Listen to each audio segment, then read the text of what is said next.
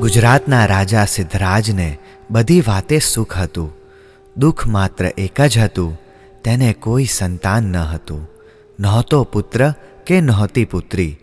ક્યારેક ક્યારેક નવરાશની પળોમાં રાજાને આ દુઃખ ખૂબ સતાવતું હતું. રાજા પોતાનું દુઃખ પોતાની રાણીને કહેતો હતો. રાણી આશ્વાસન આપતી અને એ રીતે વર્ષો વીતતા ગયા. એક દિવસ ખૂબ હતાશ થયેલા રાજાએ રાણીને કહ્યું, હવે તો હું વૃદ્ધ થવા આવ્યો, પરંતુ મને પુત્રની પ્રાપ્તિ ના થઈ. મારું આવું વિશાળ અને સમૃદ્ધ રાજ્ય હોવા છતાં પુત્ર વિના એ શું કામનું?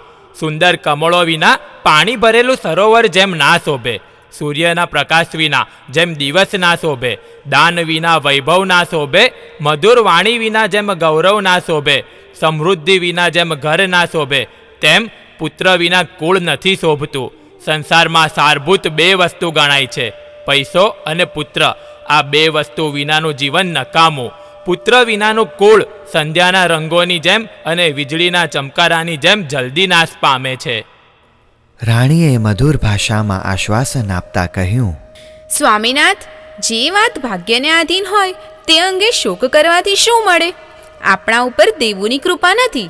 આપણા હૃદયને પુત્ર સુખનો આનંદ મળવાનો નહીં હોય. પૂર્વજન્મમાં આપણે પુણ્ય કાર્ય નહીં કર્યા હોય, એટલે આ જન્મમાં આપણે પુણ્ય કર્મ કરીએ. ગુરુજનો પ્રત્યે અધિક ભક્તિભાવ રાખીએ. પરમાત્માની ખૂબ પૂજા કરીએ. ઈચ્છિત ફળને આપનારી તીર્થયાત્રા કરીએ.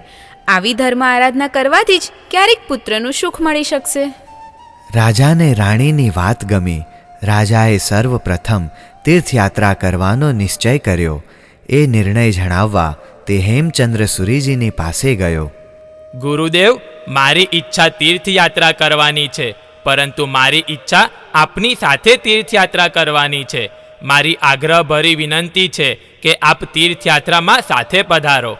આચાર્ય દેવે કહ્યું, રાજન, તીર્થયાત્રા કરવાની તમારી ભાવના ઉત્તમ છે અને તમારો આગ્રહ છે તો અમે સાથે આવીશું.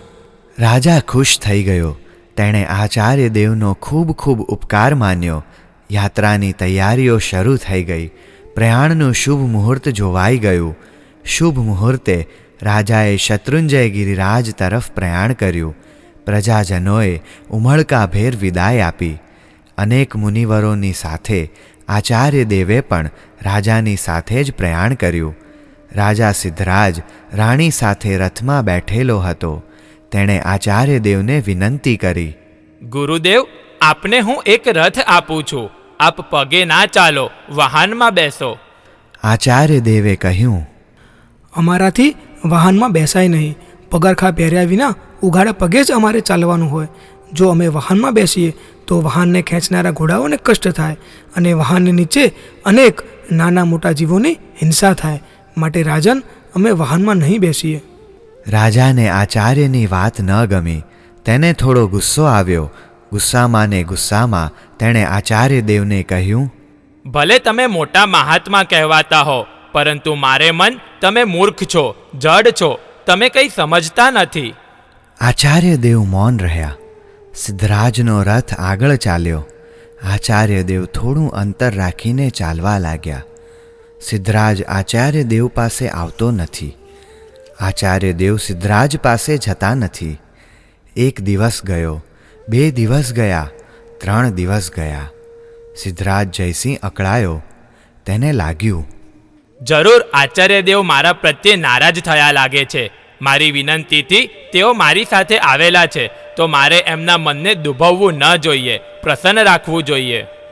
ચોથા દિવસે રાજા જ્યાં આચાર્યનો ઉતારો હતો ત્યાં ગયો. એ વખતે આચાર્ય દેવ શિષ્ય મુનિવરો સાથે બેસી ભોજન કરતા હતા. રાજાએ આચાર્ય દેવ અને મુનિઓના પાત્રામાં લુખ્ખી સૂકી રોટલીઓ અને પાણીની કાંજી જોઈ. રાજા વિચારે છે, અહો, આ જૈન સાધુઓની કેવી આકરી તપશ્ચર્યા છે. આહાર કેવો નીરસ અને દીઠોય ન ગમે તેવો કરે છે. તેઓ પગપાળા ચાલે છે. ખરેખર આ મહાત્માઓ પૂજાને યોગ્ય છે, માન આપવા લાયક છે. મેં તેઓને ન કહેવાના વચનો કહીને તેમનું અપમાન કર્યું છે. મેં ખોટું કર્યું. હું એમની ક્ષમા માંગીશ. આહાર પાણી કરીને આચાર્ય દેવ વગેરે પરવાર્યા. રાજાએ આચાર્ય દેવના ચરણમાં પડીને ક્ષમા માંગી. ગુરુદેવ, આપે મારા આપેલા વહાનનો સ્વીકાર ના કર્યો, તેથી મને ગુસ્સો આવ્યો. આપને ન કહેવાના વેણ કીધા. મને ખૂબ જ પશ્ચાતાપ થયો છે. હું આપની પાસે ક્ષમા માંગવા આવ્યો છું. મને ક્ષમા કરો. આચાર્ય દેવે શાંત ભાવે કહ્યું, રાજન, તમે એવો કયો મોટો અપરાધ કર્યો છે કે મારે તમને ક્ષમા આપવી પડે? તમારો કોઈ દોષ નથી. માર્ગમાં અમે તમને નથી મળ્યા, તેથી તમારે એમ ન સમજવું કે અમે તમારા પર રોષે ભરાયા છીએ. અમને તમારા સમાગમની જરૂર જ ન હતી, કારણ કે અમે પગપાળા ચાલીએ, નીરજ ભોજન કરીએ, અને તે પણ દિવસમાં એક જ વાર. જીર્ણ કપડાં પહેરીએ છીએ, રાત્રિમાં ભૂમિ શયન કરીએ છીએ, સદા નિસંગ રહીએ છીએ, અને હૃદયમાં એકમાત્ર પરમ જ્યોતિનું ધ્યાન કરીએ છીએ. કહો, આમાં અમારે રાજાની શી જરૂર છે? રાજા સિદ્ધરાજ આચાર્ય દેવની વાત સાંભળી જ રહ્યો. એને સમજાયું, ખરેખર આચાર્ય નિસંગ અને વૈરાગી છે. એમને મારી જરૂર નથી. મારે એમની જરૂર છે. મને શ્રેષ્ઠ ગુરુદેવ મળી ગયા. રાજાએ આચાર્ય દેવની ક્ષમા માંગી.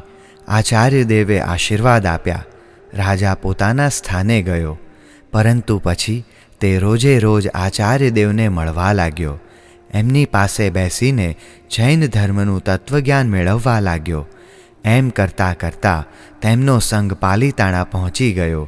શત્રુંજય ગિરિરાજના દર્શન કરી સિદ્ધરાજનું હૃદય નાચી ઉઠ્યું. સહુ હર્ષ વિભોર બની ગયા.